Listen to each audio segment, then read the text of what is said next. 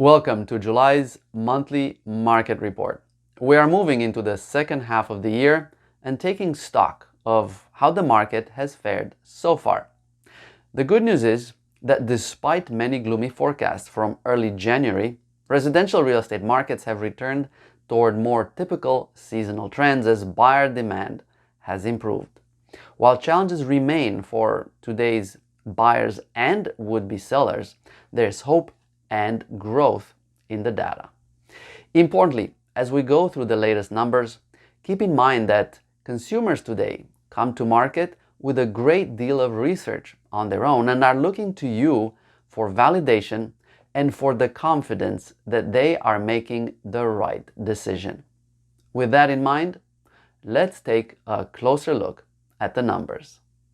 As we delve into the numbers, it is important to remember what a challenging last 3 years we have lived through, both on the personal health and economic front, but also from the standpoint of real estate markets. We have lived through an unprecedented period, one fraught with a lot of uncertainty, a lot of challenges, and now in the wake of a real estate market that was by any stretch anything but average, which is why, as you've seen in the prior monthly market report, we've called it the unicorn years period.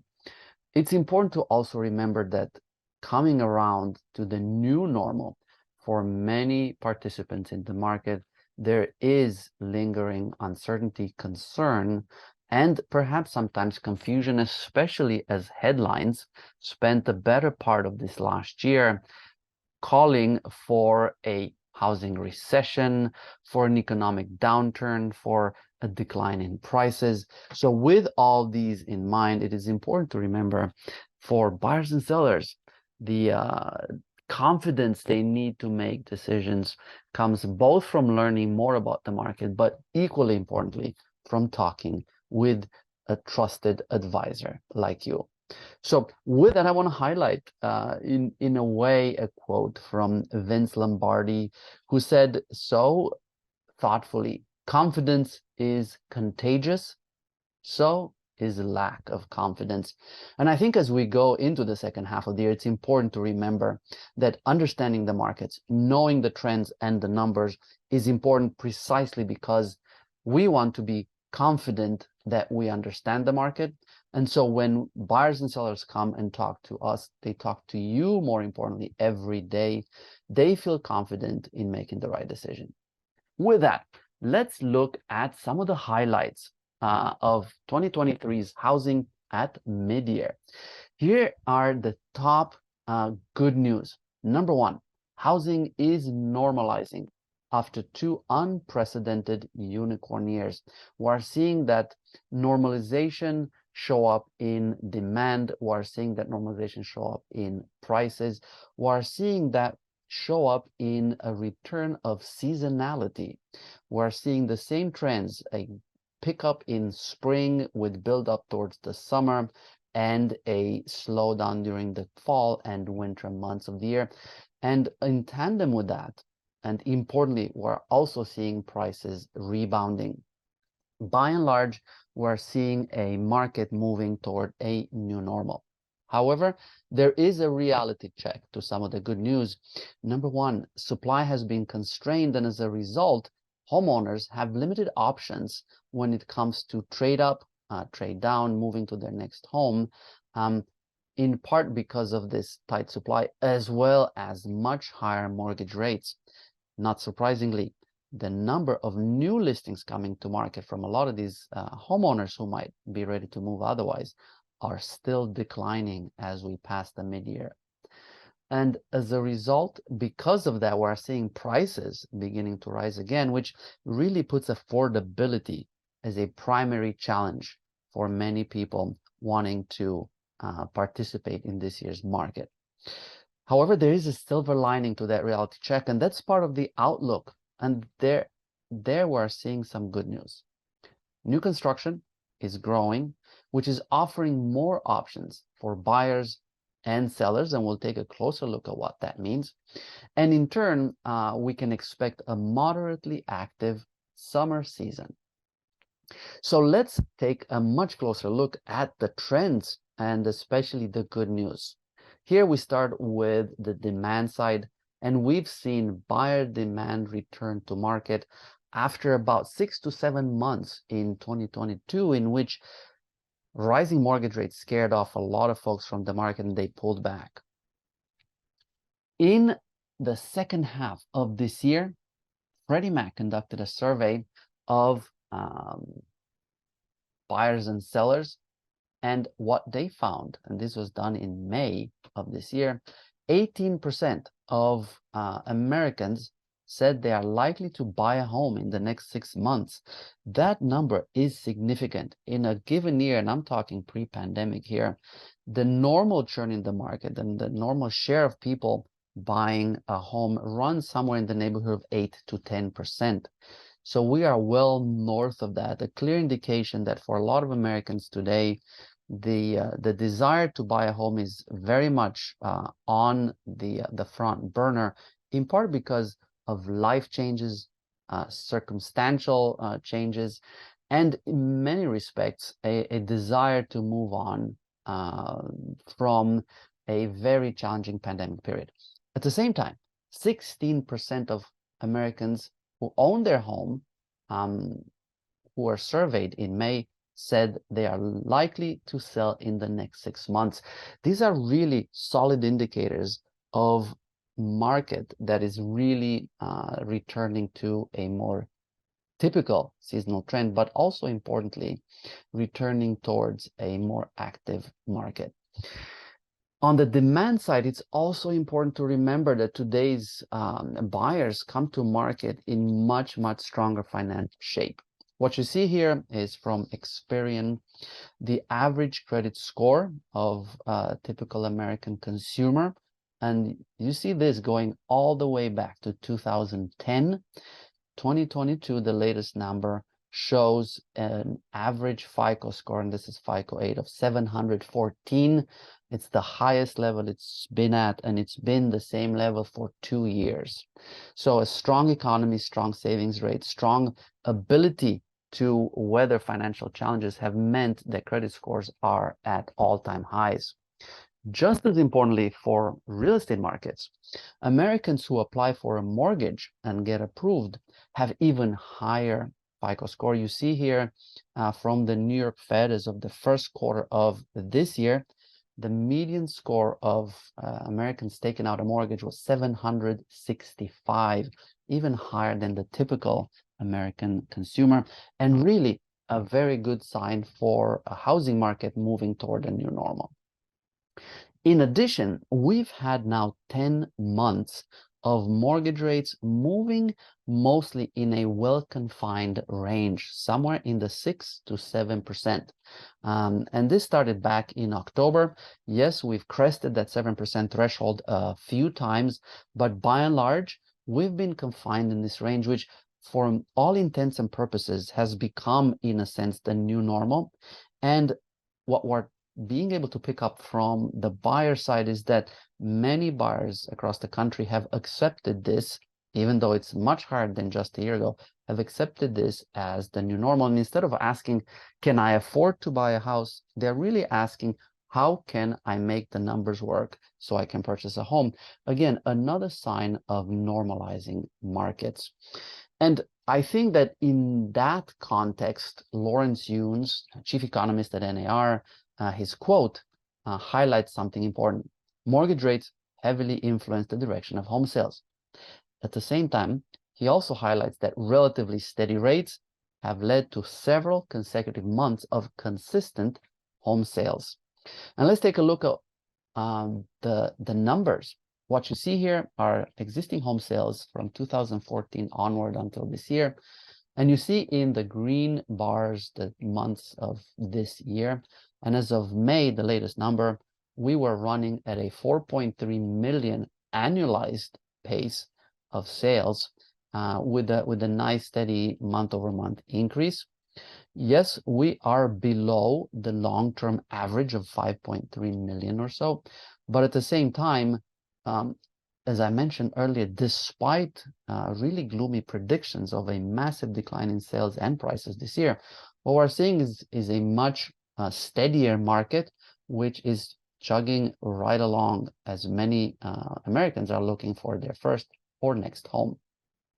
Importantly, when we look at home sales across price buckets, what you see here are sales in the $0 to $100,000 range, $100 to $250,000 range, $250 to $500,000 range, and so on.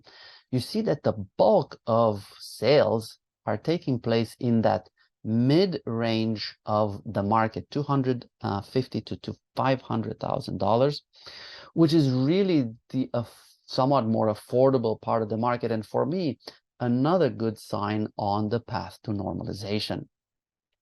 At the same time, Lawrence Yun also points out that while available inventory strongly impacts home sales, existing home sales activity is down sizably due to the current supply being roughly half the level of 2019.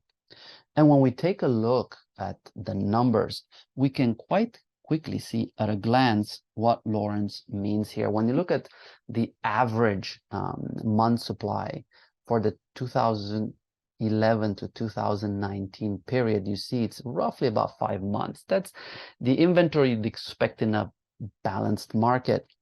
Today, and this is as of May 2023, we are at a 3-month supply, an improvement indeed from the unicorn years of the pandemic period. At the same time, still quite a bit short of where we are in a balanced market. So with the picture of demand showing a rebound and improvement, let's take a quick look on the supply of existing homes. And what we're seeing here is supply is improving, but remains limited. According to Realtor.com, there were 7.1% more homes for sale in June compared to the same time in 2022, which really translates into 41,000 more homes available to buy on a typical day during the month compared to 1 year ago. At the same time, Realtor.com highlights that the inventory growth rate for homes continued to slow for the 4th month in a row. So taking a picture of what that looks like, you see active listings. And again, 2023, the months are highlighted in green. You see those much higher than the same period during 2021 and 2022, which really is the good news. Buyers today have more options. And importantly, those homes that are coming and staying on market are spending longer, which gives a lot of buyers extra time to make decisions, to prepare their offers. All in all, really good development for markets. At the same time, we're still below the levels we were in 2017, 18, 19. And when we look across the country geographically to see where those active listings are growing, we can see it's pretty widespread. As of June, we saw improvement in active listings compared to last year in the South, the Midwest, and the West regions. The Northeast was the one region which showed a decline compared to last year. And yet, when you look compared to the pre-pandemic period, you see that all 4 major regions of the country are still lagging in terms of number of properties for sale. Realtor.com highlights what is driving some of this. And the company says in the final week of June, we noted that inventory actually declined on a year-over-year basis for the first time since last April. This substantial slowdown was primarily driven by fewer potential sellers opting to list their home. And of course, we also have a cyclical issue. The market is now lapping the period of higher inventory growth that we saw last year. And to put this into a visual form, you see active listings, and those are the blue bars on this graph, have really been greater than new listings, the green bars in the graph, for 13 months in a row. So you can tell that even with growth in active listings, what's really keeping the market back are those new listings. It's homeowners ready to move forward, but not feeling confident enough in the current market to do so. And Realtor.com points out that in June, the number of homes newly listed for sale declined by 25.7% compared to the same time last year. And importantly, new listings remained almost 28% below pre-pandemic levels. And this was an interesting highlight from Realtor.com.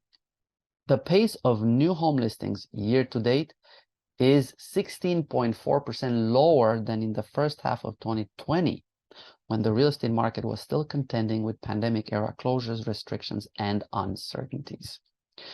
What Realtor.com is highlighting here that the confidence level that homeowners have in today's market is even lower than that we faced during the toughest period of the pandemic years, something that speaks to how important it is to shine a spotlight on what's happening in the market, to talk to homeowners and reassure them that today's market is not the market that headlines in the media have talked about for the better part of 10 months.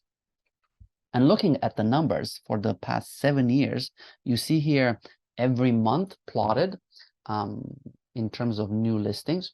The dark blue line highlights this year. You see that new listings this year lag by quite a significant margin the prior 6 years.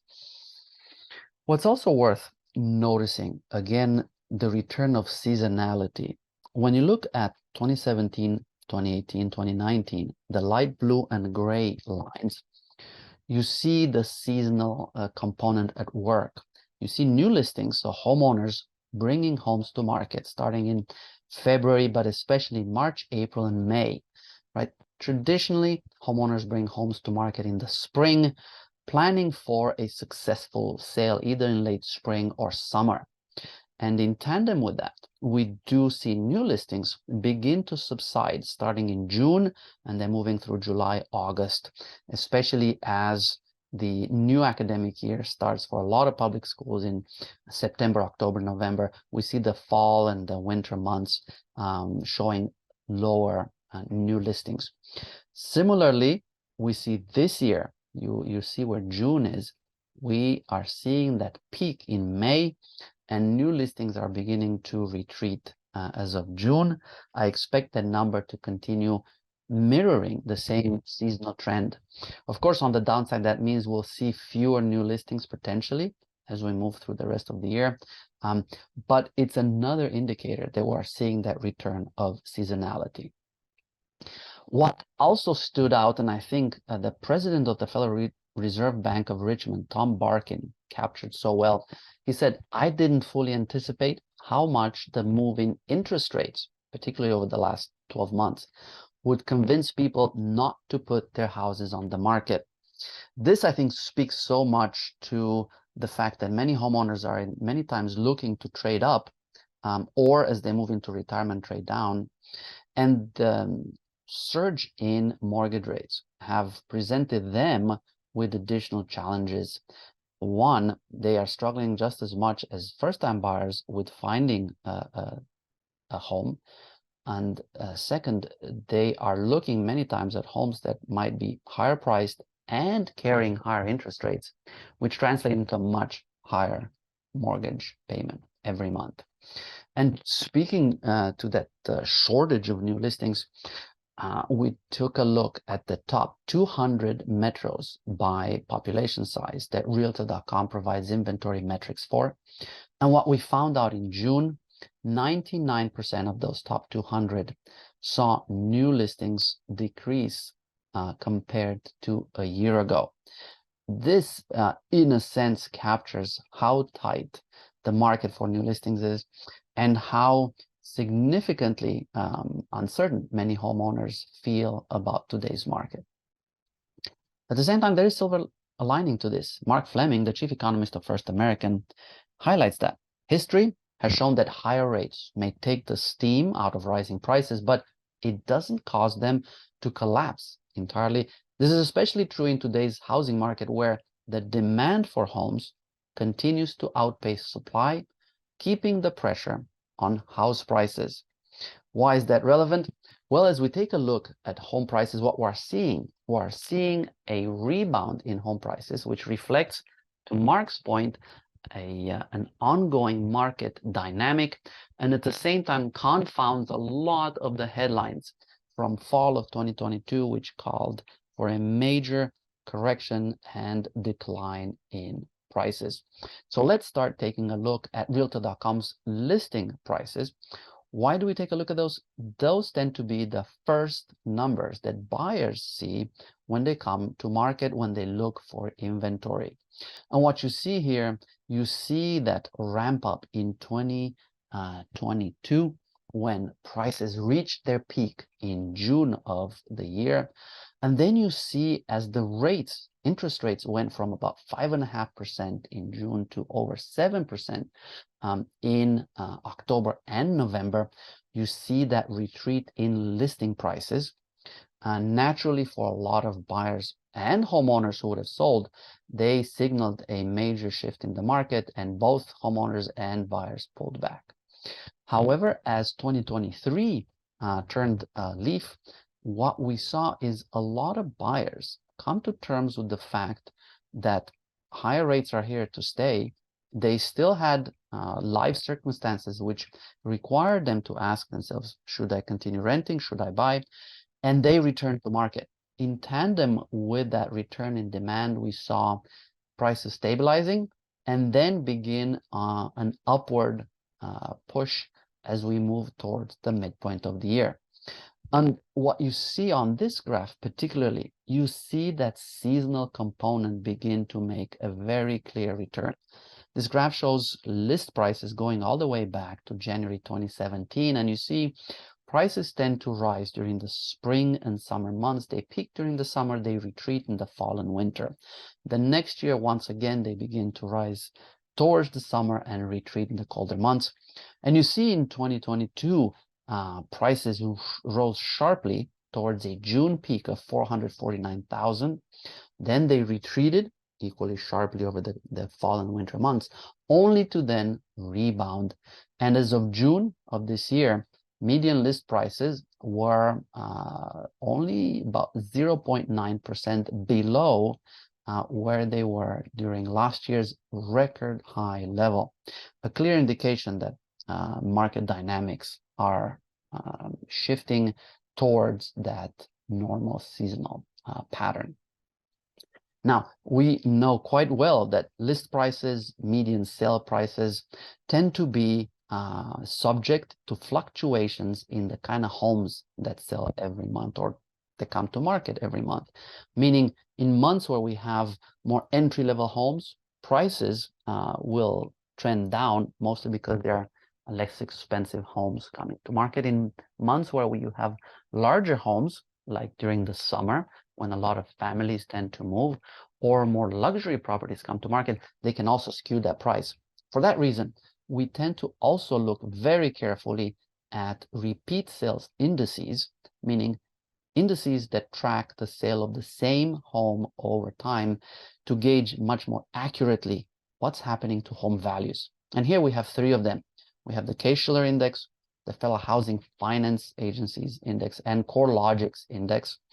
And what you see in month-over-month changes, you see that second half of 2022 retreat, and then you see that rebounding momentum in 2023, a clear indication that prices are on an upward march, much more in tandem with what would be typical in a given year.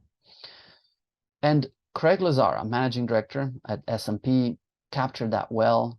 Speaking of the Case-Shiller Index, if I were trying to make a case that the decline in home prices that began in June 2022 had definitively ended in January 2023, April's data would bolster my argument. So he makes the case that in many respects, price correction, which was called to be much more severe, has already taken place within the span of roughly 6 months, and we're back with the market seeking a new normal. Just as importantly, seeing prices reflected in market activity is one thing. Understanding whether consumers absorb that information is just as important. And what you see here on this graph is data from a survey by the New York Federal Reserve Bank. where the bank asks consumers what they expect prices to be like in the next 12 months. And what you see here, starting with September, there was a clear decline in Americans' expectations for home price growth. Home prices, in terms of expectations, went from about 4% in August all the way down to 1% in November. Yet at the same time, reflecting changing market dynamics, reflecting what consumers by and large have seen in their own communities, we saw their expectations of price growth also rebound much closer to typical seasonal change. And to me, that is really good news. So with the supply and demand part of the equation accounted for, let's look at the silver lining, which to me brings a lot of hope and, as I mentioned earlier, growth for the outlook, and that is new construction. We are seeing rising new construction offering a lot more options for participants in today's market. And we are jumping into this topic looking at residential starts. These are homes that are having their foundations poured, that are in the early stages of construction. And in May, the latest data, we saw those starts jump 22%, a significant increase. And that's especially so when you look at longer term trends. When you look at that black line, it shows you the long-term average. 1960 through 1999, we had about 1.5 million annual new home starts, really an indication of population growth. Then you see in the 2000 through 2007 period, builders really ramped up production and put up a lot of homes, which is one of the reasons that led to the housing crash of 2008-09. And then you see in the red line, 2008 through 2014, the period that really highlighted the severe shortage of new construction we've experienced in this country. So for me, the good news is builders are recognizing the shortage. They're recognizing there's demand in the market, and they're ramping up production. Just as importantly, when you look at what type of properties builders are putting on the market, you see a real solid mix of both single family as well as multifamily properties. And just as importantly, when I look at May, the new single family component is really solid, and it's seen solid growth. And when we look geographically at what's happening, we're seeing the southern region really take the lead in many ways, highlighting number one, where people are moving to, where population is growing, and just as importantly, where affordability is playing a big role in today's housing markets. At the same time, it's important to remember it's one thing to start a house, it's another thing to finish it. So I also wanted to take a look at the pace of completions. What we're seeing there, once again, we're seeing growth. We are at 1.5 million annual pace as of the latest month, right in line with long-term averages over multiple decades, and a clear improvement from the last few years. And just as importantly, when we look at the kind of properties coming to market, we're seeing a similar trend play out, a steady stream of single families accompanied by an equally steady stream of multifamily properties, something that's much more likely to offer affordability for today's buyers in a market that's been particularly challenged on that front. So with that silver lining on the map for us, I wanted to close the Outlook section by taking a look at what Doug Duncan, the chief economist of Fannie Mae, had to say in one of the recent reports. Doug pointed out that housing prices continue to show stronger growth than what was previously expected, speaking to the perception that was painted by headlines over the last 10 months versus the market reality. He also underscores that housing's performance is a testimony to the strength of demographic-related demand, meaning a lot of young people, millennials and even Gen Z, are coming to market, embracing home ownership, And this is in the face of baby boomers aging in place and Gen Xers locking in historically low rates, meaning they're not likely to move anytime soon, both of which have helped keep housing supply at historically low levels. So what this captures is the fact that we have a huge generation of young Americans who are between the age of 26 and 35, period when they're looking at buying a home, coming to market in a strong financial position, ready to move forward. Doug also highlights that home builders continue to add to the supply pipeline, but years of meager home building over the past business cycle simply means the imbalance will likely to continue for some time. But my big takeaways, Doug and the Fannie Mae research team expect housing to be supportive of the overall economy. And I think that's going to be especially true in the second half of this year. So what are the main takeaways at the mid-year point for all of us? Well, here we have some good news. Buyers are absolutely active in markets as housing is normalizing. Number two, equally important, in part because it speaks to a return towards health in the market. Prices are rebounding. This should offer a lot of confidence to homeowners who have been reluctant to move forward out of fear that they may have missed last year's peak and may not be able to realize a solid equity position. The reality check, of course, remains affordability continues as a challenge, and many homeowners still have limited options in their next home. But on the outlook side, new construction is growing, offering more options for buyers and sellers. And with rebounding prices, homeowners ready to move are in a solid position. So with that, I want to bring us full circle to the topic of confidence. And I thought Dale Carnegie captured this very well when he said, inaction breeds doubt and fear. Action breeds confidence and courage. If you want to conquer fear, do not sit home and think about it. Go out and get busy. The point he's making, whenever times are uncertain, whenever periods of change occur in our lives, in the economy, real estate markets, learning as much as we can, getting a grasp of numbers, data, and trends is important, but equally so is taking action and allowing that action to build on itself to make us confident.